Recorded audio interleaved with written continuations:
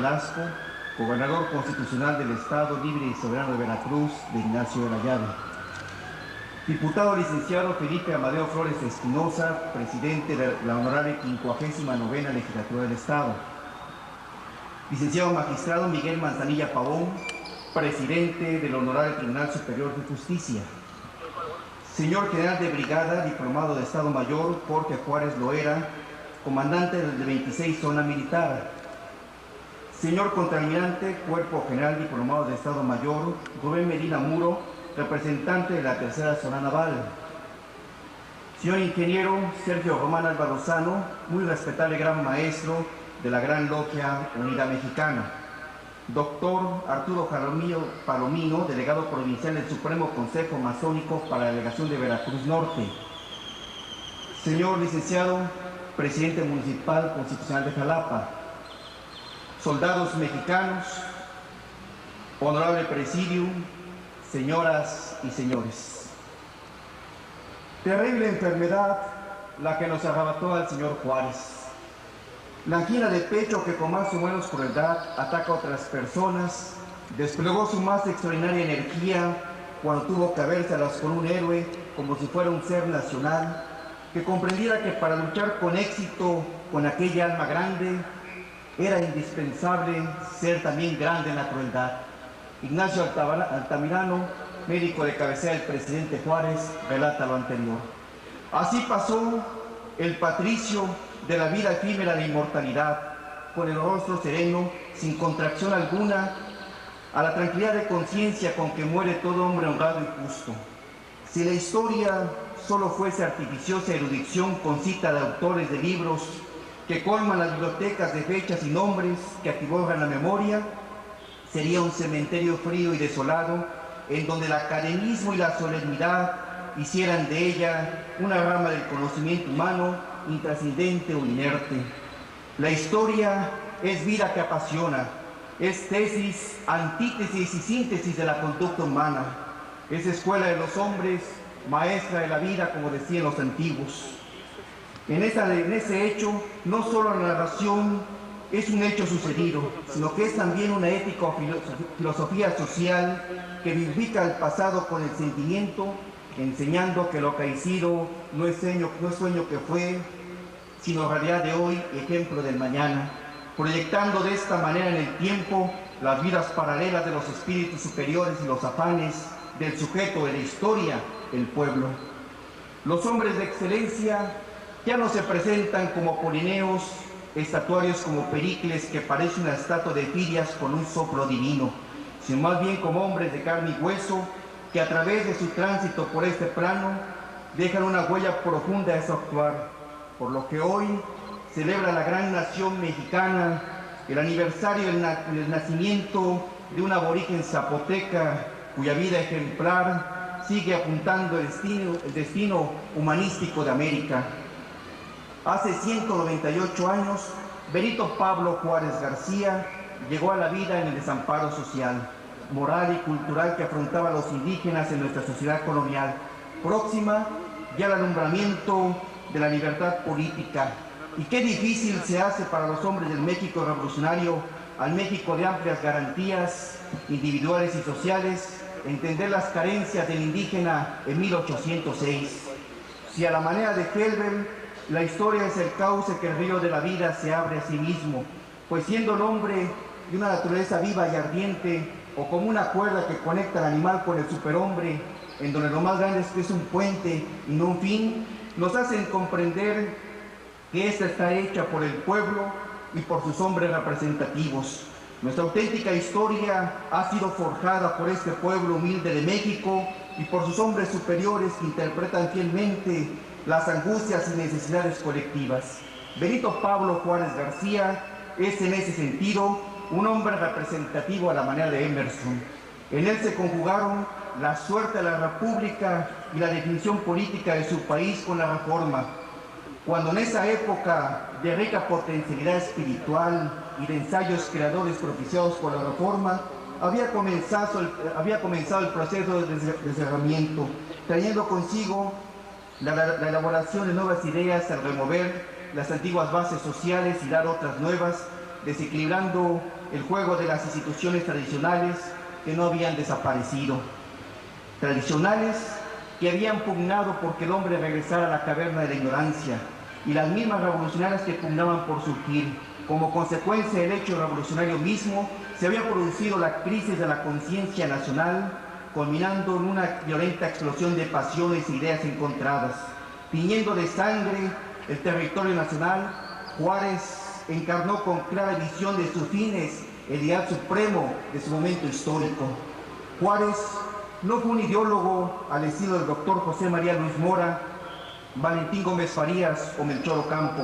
No era la clásica inteligencia deslumbrante, era más bien la otra inteligencia, la callada, la que el hecho prevalecía por encima de la palabra, la que meditaba antes de una actuación. Hay quienes afirman que nunca redactaba sus cartas, discursos y proclamas. Andrés Enestrosa, escritor oaxaqueño, afirma al respecto que cuando sus deberes políticos se multiplicaban, Melchor Ocampo y Sebastián Lerdo de Tejada escribían los discursos, pero siempre procurando ajustarse no solamente al ideario político juarista, sino a cierto tono que venía de la frecuencia de sus palabras claves. Independientemente de lo anterior, lo cierto es que Benito Juárez tenía claras ideas sobre el destino de México que representaba sin rebuscamientos ni lirismos. Juárez era como su patria, sobrio y sencillo, y la misma patria lo ha aceptado así porque ve en él no al ideólogo, al pensador, sino al hombre que hizo de la ley y del derecho bandera de reivindicaciones humanas y escudo de la identidad nacional, haciendo de la honradez el mérito máximo de la empresa social. Por eso, señores, para él era fundamental entender que bajo un sistema federativo los funcionarios públicos no pueden disponer de la renta sin responsabilidad, que no se puede gobernar a impulsos de una voluntad caprichosa, sino con sujeción a las leyes, que no se pueden improvisar fortunas ni entregarse al ocio y a la disipación, sino consagrarse asidamente al trabajo, disponiéndose a vivir en la honrada medianía que proporciona la retribución que la ley le señala. Este, señores, no era el político, porque el político siempre piensa en las próximas elecciones. Este era el estadista, el cual meditaba siempre en la próxima generación. Benito Juárez, el hombre defensor de la ley y del nacionalismo, nunca hizo del derecho una anfibología en la interpretación de la letra. Más bien hizo de este la apoteosis de la apoyatura de la filantropía, el ideal supremo del hombre. Como masón, Benito Juárez fue virtuoso y tuvo muchas cualidades que determinaron su recia personalidad, así como el destino de México, al que le dio marca de patria y que a su vez hizo posible que su actuación y biografía están grabadas en las conciencias de los mexicanos. Como hombre que desde su nacimiento padeció en carne propia el tremendo desequilibrio social de la época, estaba convencido que solo mediante una política bien intencionada, sin lastre, pasados agravios y ambiciones mezquinas, podrían prosperar los pueblos, pues consideraba de modo muy particular que no siendo suficientes las normas teóricas que gobiernan para cimentar la felicidad de los gobernados, era necesario primero dar leyes que acabaran con las ediciones del momento y luego romper los diques de la tradición y las costumbres convertidas en usos inverterados que impedían el progreso. Benito Juárez, en su actuación, supo pasar de la escuadra al compás, es decir, de lo material a lo espiritual, que no es sombra del pasado solemne y austera que encontramos los hombres al hundir los ojos en las páginas de la historia. Muerto, empezó a vivir verdaderamente en el eterno oriente e hizo realidad el pensamiento del poeta: el que muere es el único que comienza a vivir, y en cada aniversario de su natalicio los mexicanos con cívica emoción repetimos: nos ha nacido muerto. Ciertamente, nadie como Juárez nos conmueve, nos enerva, despierta todas las pasiones y encabeza la lucha interminable, la guerra civil de sus grandes muertos. Don Benito Juárez García supo aplicar aquellos dos esenciales principios de la religión cristiana. Uno, que pronunciara a Jesús, que decía: señores, mi iglesia no es objeto de mercado. Y el otro, reitero, quen sus César in César, el cum sei Deo, dale al César lo que es del César y a Dios lo que es de Dios, hermenéutica que pasó a la posteridad con la creación de las leyes de reforma de 1859. Don Benito Juárez García vive entre nosotros. Los liberales de México seguimos luchando por una real y auténtica convicción republicana que no se basa en utilizar hitas para colgar la idea y el hecho. Es decir, no utilizamos clavos sin cabeza en el lenguaje ideológico dentro de la gran edificación de nuestro propio idealismo, en donde la invariabilidad de un centro es fundamental, pues entre el dogmatismo absoluto y el pragmatismo vulnerable nace el político de ideas y de hechos, ya que la política no puede seguir siendo de manera vertical, se hace necesario la heterogeneidad del basamento, y la política como ciencia del humanismo nos hace recordar que a través de la historia, 3 generaciones, 2 hombres y un pueblo, hicieron posible que todavía hoy lo estemos recordando. Hace 2500 años, Buda dijo que la humanidad podía salvarse por la comprensión. En ese mismo tiempo le contestaba a Cristo que la humanidad se debía salvar por la razón. Y es por esto que la actuación de un hombre en la vida pública no es una mera fórmula de actuar con la cabeza fría, ni mucho menos con el corazón apasionado, sino haciendo la combinación necesaria de la mente con el corazón, que es la razón meditada, para que esta manera no es antes ni después, sino el momento exacto. La historia nos proporciona una acertada lección que no podemos olvidar. El político actual debe tomar en cuenta esas lecciones, pero con la claridad de que no es posible vivir del pasado. Tenemos que actualizar los conceptos, que en palabras de Norberto Bobbio, el político que no estudie las doctrinas y su repercusión en lo futuro a través de la modernidad habrá de convertirse en víctima del ayer. Pero en el pensamiento de Giovanni Sartori, el político que encuentre en la modernidad todo lo finito de su pensar estará en contrasentido sobre la teoría del humanismo, que el hombre no puede acabar con el propio hombre, en tal suerte que en este arte hay que saber entender cuál es el oficio del político, porque la tropelía no es atributo del político, sino del tecnócrata. Aquí en esta ciencia las cosas tienen su nombre, y no es el hombre el que gira alrededor del pensamiento, sino el pensamiento alrededor del hombre. En la política no debe ser jamás el político el que gira alrededor de las circunstancias, sino es necesario actuar con una elevada ética del poder para que sean las circunstancias las que giren siempre alrededor del político. El político del presente no puede educarse en la praxis. Esta no es suficiente. No es posible concebir un político sin cultura. Quien de serlo representa un polígono en el terreno fértil del quehacer público. Pues si bien es cierto que la vida de este es una carrera llena de injusticias, donde no llega al más apto sino el circunstancial, donde el ascenso puede ser de 2 maneras, como un despegue o una levitación, en el sentido dialéctico confirma que en este arte no hay que confundir la etiquera, señores, que es finura, con el servilismo, que es ayección. Por eso, hoy el mundo convulsiona no tanto en las armas, sino como en las ideas. La doctrina está perdiendo terreno ante el oportunismo. Por eso, no podemos permitir que el principio de sufragio efectivo no reelección se pierda. Es un retroceso histórico que la propia sociedad rechaza, ya que la historia es la conciencia del hombre y esta representa la experiencia. De lo contrario, la historia en el pensamiento de aquellos contrarrevolucionarios, la historia es el sofisma trasnochado que busca recuperar un pasado y un modelo ya vencidos por el tiempo. No podemos caer en un idealismo de ultraderecha, pragmáticos sin memoria histórica. Debemos luchar por que impere la fuerza de la razón y no la razón de la fuerza. La masonería busca y lucha por una continua educación laica, la cual representa la libertad del hombre en todas sus expresiones, es decir, para pensar, para sentir y para hablar. La masonería en Veracruz, siempre preocupada por los problemas del orden social, cultural, económico y político, participa de manera activa en los diversos asuntos. Reconocemos en el actual gobierno del Estado su obra y su esfuerzo. Los masones damos nuestra opinión siempre y reconocemos en el licenciado Miguel Alemán Velasco a un caballero, a un hombre que nos ha dado cordialidad y respeto y en el cual también hemos aprendido. En este sentido, la historia y el tiempo son los mejores evaluadores. Nosotros no somos jueces, pero sabemos y comprendemos que en política una cosa es lo deseable y otra muy distinta a lo posible.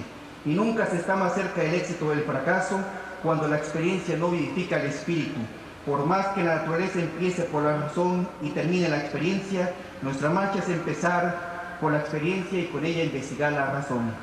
Porque lo que hace y mantiene floreciente un Estado no es la fuerza ni la hermosura de sus murallas, ni una gran multitud de hombres juntos en un mismo recinto, sino la excelencia y la sabiduría de su gobierno, porque la mayor valía y el pináculo de la fortuna de un hombre es haber nacido con vocación hacia un Estado cuyo logre colme su dicha.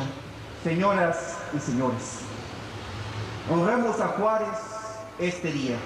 Demos a nuestros jóvenes y niños la lección cívica del respeto a uno de nuestros héroes más limpios que nos legó con su vida la cátedra del deber social y la perseverancia. Como la senda única que conduce a la conciencia de México, y hagamos todos estrechamente unidos un voto de su actuar, porque el ejemplo de su obra, en la plenitud de su patriotismo, convierta a todos los pueblos del viejo mundo a la falange pacifista de México y que por su raza hable el espíritu de este hombre que de pastor llegó a presidente. La vida no es más que una sombra que cruza, no es otra cosa que un punto en donde el hombre espera el amor, la gloria y la fortuna. La única que acude a la cita es la muerte. En ese sentido, la muerte es odiosa e insensata cuando extiende en su mano fríamente ciega sobre la virtud y sobre el genio. Una voz está dentro de nosotros que solo saben oír las almas buenas y grandes, y esta voz nos grita sin cesar: la verdad y el bien son fin de tu vida, sacrifica todo lo demás a ese objeto. Y cuando, siguiendo el llamamiento de esta sirena interior que nos dice tener las promesas de la vida, llegamos al término de donde debería estar la recompensa, oh medaz consoladora, no la encontramos. Esta filosofía que nos prometía el secreto de la muerte se excusa balbuciante del ideal que nos había traído hasta el límite del aire respirable desaparece cuando la hora suprema lo bucea en nuestros ojos. El objeto de la naturaleza se ha alcanzado, un poderoso esfuerzo se ha intentado, una admirable vida se ha realizado, y entonces con esta volubilidad que la caracteriza, la pérfida encantadora nos abandona y nos deja en poder de los pavorosos espectros de la noche. La historia humana es en esencia una historia del tiempo. Todo hombre es una historia del mundo para sí mismo. Entre el tiempo y el espacio vive el hombre, porque el final del nacimiento es la muerte y el final de la muerte es el nacimiento. Don Benito Pablo Juárez García vive entre nosotros. Cerró sus ojos a la vida material, traspasando los umbrales de la eternidad. Para un hombre de mente clara e intrépido corazón, que pensó para crear y creó para obrar, infatigable, curioso de teorías y de paisajes, peregrino de naciones y de leyes, inspector de impaciencias y de inquietudes, la muerte como la vida para el ilustre ausente fue para él un nuevo viaje, al igual que la alegoría del maestro Horacio Zúñiga. A manera de un soberbio califa de Basora, una mañana lírica te robaste la aurora y te fuiste con ella en tu corcel de luz. Finis corona opus buta cava lapide lexio homo. Si la gota perfora una piedra, que es un principio de la filosofía, y el fin corona la obra, señoras y señores, he aquí al hombre, que es el principio de la moral republicana.